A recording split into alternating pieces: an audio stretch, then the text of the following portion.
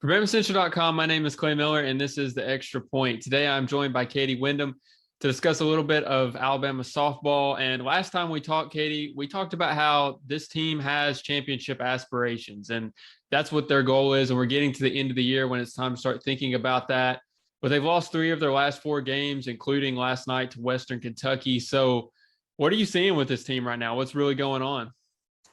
Yeah, I mean, in that A&M series where they lost 2 of 3, it was kind of all 3 phases of the game: offense, pitching, and defense that weren't doing well. But really, one of the biggest problems with this team the last couple of weeks is offense, because even that Mississippi State series that they swept, game one, they have to win 2-1 on a walk-off walk. They have to come from behind 6-1 in game two, and then game three, they win 4-0, but the offense wasn't exactly lighting it up in that game. So it's really been a thing the last couple of weeks where the offense is really struggling. There's a lot of players that are slumping right now. Jenna Johnson's like 1 for her last 30. Dallas Goodnight's really been slumping in all of SEC play. Allie Shipman's slumping a little bit at the plate. Her average has dropped about 30 to 40 points in the last couple of weeks. So it's not just one person on offense. There's a lot of people that need to get it going, and they have this bye weekend coming up. It's probably coming at a really good time for this team to try and figure some things out. Yeah, as you mentioned, they have a week until they play Missouri for the last series of the SEC. So hopefully they'll be able to get right there. As far as moving forward, what's the key here to success? Is it just, let's match the pitching or the hitting, or are there specific ways you think they can position themselves to try to get them success in the postseason? Yeah, I mean, this team is too talented and too good to keep playing this poorly. So I think they will get it turned around. It's almost like offensively, they can only go up from here.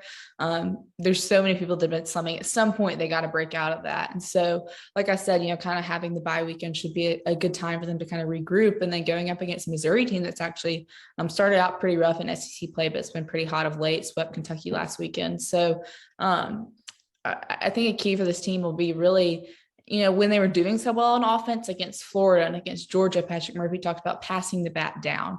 And so that's something they've got to do again. They got to start stringing together hits in an inning, not just maybe getting one hit every once in a while and then leaving people on base. That was kind of a theme in these losses lately, is leaving people on base. Even last night, Western Kentucky had 3 errors, gave them opportunities to score, and they still weren't able to until the 7th inning. So really key for this team is going to have to be passing the bat down, getting runners in, which is obvious. You got to score to win.